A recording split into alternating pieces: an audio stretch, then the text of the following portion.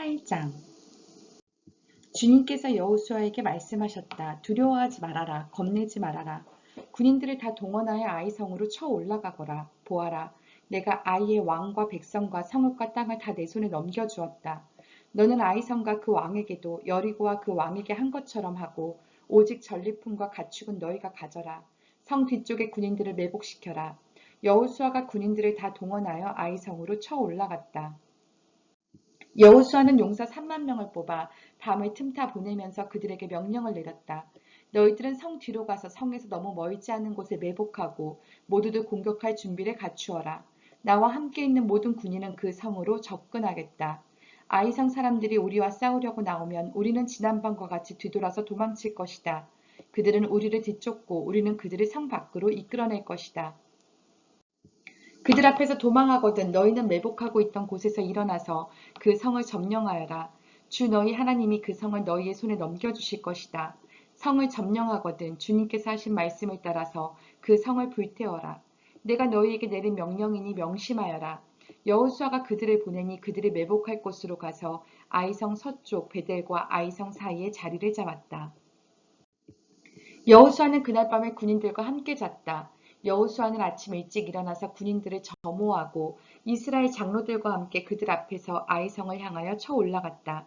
그와 함께 있던 군인들이 모두 쳐 올라가서 성 앞에 다다랐다. 그들은 아이성의 북쪽에 진을 쳤다. 그와 아이성 사이에는 한 골짜기가 있었다. 그는 5천 명을 뽑아서 아이성의 서쪽 베델과 아이성 사이에 매복시켰다.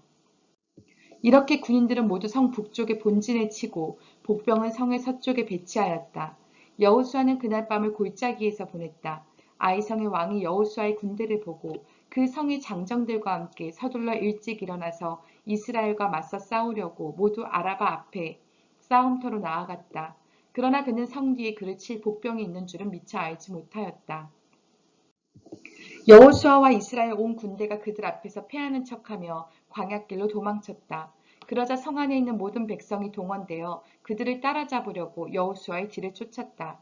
그들은 성으로부터 멀리 떨어졌다. 아이성과 베델에는 이스라엘 군대를 추격하지 않고 남아있는 사람이 하나도 없었다.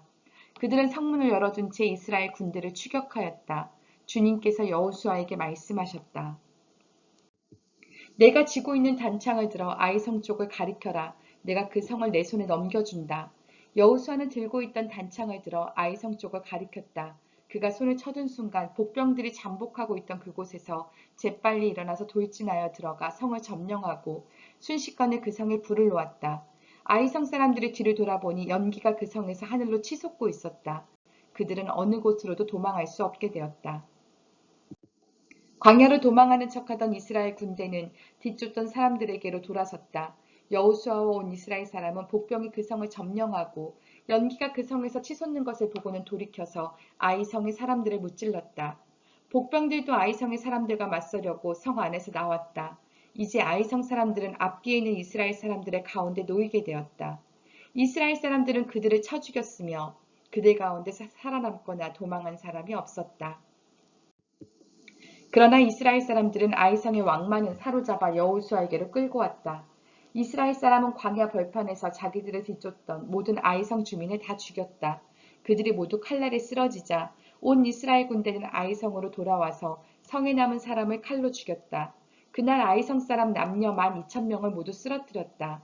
여호수아는 아이성의 모든 주민을 전멸시켜서 희생제물로 바칠 때까지 단창을 지켜든 그의 손을 내리지 않았다. 오직 가축과 그 성의 전리품은 주님께서 여호수아에게 명하신 말씀대로 이스라엘이 차지하였다. 여호수아는 아이성을 불질러서 황폐한 흙더미로 만들었는데 오늘날까지 그대로 남아있다. 여호수아는 아이성의 왕을 저녁 때까지 나무에 매달아 두었다가 해가 질 때에 사람들에게 명령을 내려 나무에서 그의 주검을 끌어내려 성문 어귀에 내버리게 하였다. 사람들이 주거미에 큰 돌무더기를 쌓았는데 그것이 오늘날까지 남아있다. 그 뒤에 여호수아는 에발 산 위에 주 이스라엘의 하나님을 섬기려고 제단을 쌓았다. 그것은 주님의 종 모세가 이스라엘 자손에게 명령한 대로 또 모세의 율법책에 기록된 대로 쇠 연장으로 다듬지 아니한 자연석으로 쌓은 제단이다. 그들은 그 위에서 번제와 화목제를 주님께 드렸다. 거기에서 여호수아는 이스라엘 자손이 보는 앞에서 모세가 쓴 모세의 율법을 그 돌에 새겼다. 온 이스라엘 백성은 장로들과 지도자들과 재판장들과 이방 사람과 본토 사람과 함께 궤의 양쪽에 서서 주님의 언약궤를 맨 레위 사람 제사장을 바라보고 서 있었다. 백성의 절반은 그리심산에 등지고 서고 절반은 에발산에 등지고 섰는데 이것은 전에 주님의 종 모세가 이스라엘 백성을 축복하려고 할 때에 명령한 것과 같았다. 그 뒤에 여호수아는 율법책에 기록된 축복과 저주의 말을 일일이 그대로 낭독하였다. 모세가 명령한 것 가운데서 이스라엘 온 회중과 여자들과 아이들 그리고 그들 가운데 같이 사는 이방 사람들 앞에서 여호수아가 낭독하지 않은 말씀은 하나도 없었다.